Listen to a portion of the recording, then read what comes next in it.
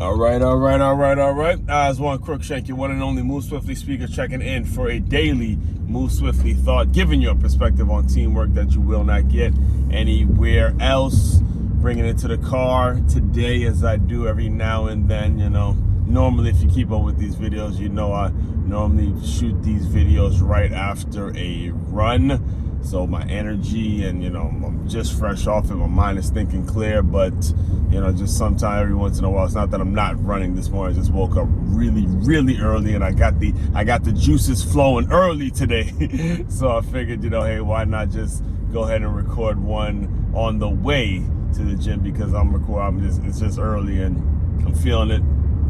I have a burning desire to get this off my chest, given yesterday's video when I talked about the 5 reasons why the NFL needs to go to a feeder system. This is going to be a perfect segue into what I want to talk about today, which is the reason I actually don't watch the draft anymore. I do not tune in to that foolishness. As much as I love football, I can't stand actually watching the NFL draft. All right, and I'm recording this. It's Wednesday, April 23rd, 2024. So we're one day away from the actual NFL draft that has become this national event, this just a fucking circus, man.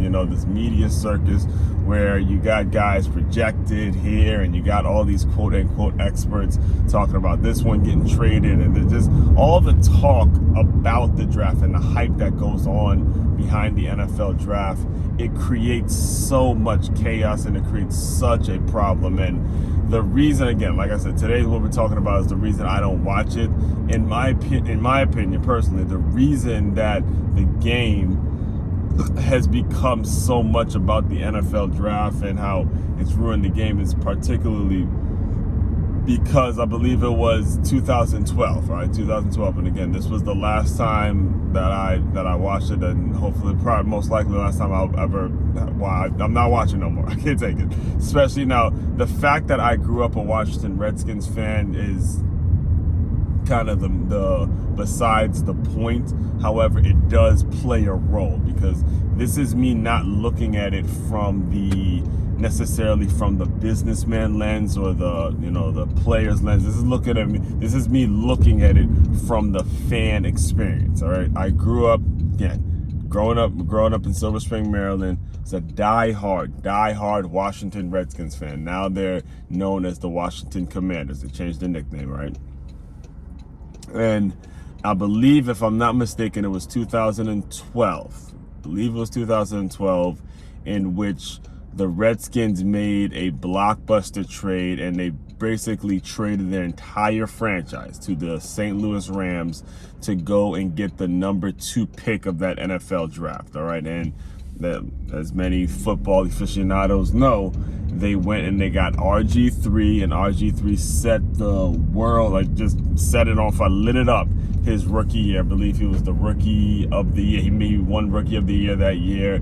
His jersey sold the most. The Redskins won the NFC East that year. Just absolutely lit it up. All right. Now, here's why I knew, I had it in the back of my mind, that this was going to be just a one-year wonder, like a one-hit wonder, and it ultimately turned out to be a one-hit wonder. Because first of all, let's go back to what they did during the draft. All right, first of all, they go and they trade their entire franchise to get RG3, right? Then they go and get Kirk Cousins at the end of that. So they get one quarterback. They basically give up everything to get a quarterback, and then you go get another quarterback to the end at the later rounds, and Kirk Cousins, who actually turned out to be better than RG3 on the field. All right, so that's reason number one. That's the first red flag, I should say. The next thing you did was RG3 got hurt. RG3 got hurt.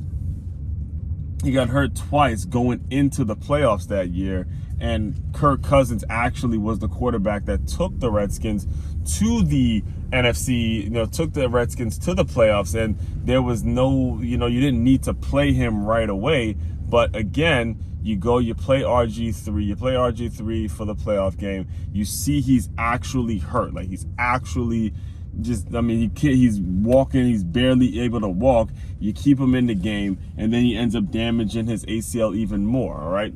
So that's another issue, all right? Then the next year comes around, and instead of you having him take the proper rest, again, I've had a torn ACL. I know you don't come back from that in 6 or 9, or I believe it was like 7 months or whatever, or something ridiculous like that. You didn't play any preseason, and then you had to have him in for week 1. You had all the Gatorade, like the Subway commercials. Everything was all in for week 1. There was all these endorsements about how he had to be in there for week 1. Again, another issue that came up. Now, here was the biggest problem. Here's the biggest problem, and I'm I know every time I talk about this, I get fairly long-winded, but here was the biggest issue I had, and why, again, I'm done with the NFL draft, is it was Mike Shanahan. Mike Shanahan was the coach at the time, and I remember it came out once he was drafted that when they made the trade, it was either going to be Kirk Cousins or, not Kirk, excuse me, it was going to either be Andrew Luck or RG3. Those were the 2 top quarterbacks coming out of the draft that year.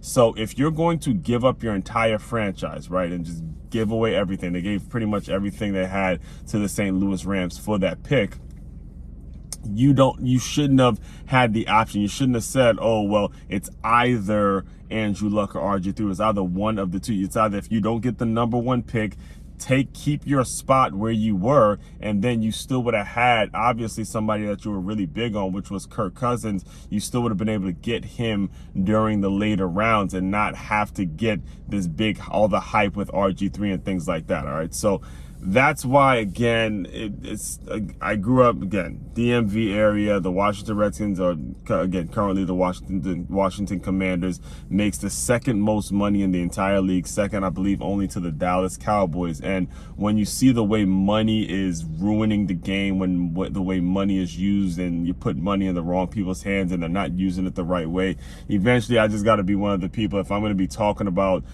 getting the NFL to create a feeder system and use a feeder system, I have to be one of the people that love the game and just decide, look, I'm not watching it anymore until we go to a feeder system, because that's obviously what we need. All right, so just some thoughts and understanding of when you're talking leadership, when you're talking, really wanting to do something significant, you yourself have to take a stand and say, this is what I'm not doing, so you can live your life. I actually have an article coming out a couple weeks in which I talk about Invisible Man by Ralph Ellison, where the takeaway from that book is just understanding the importance of living by a principle and focusing on your principles. All right.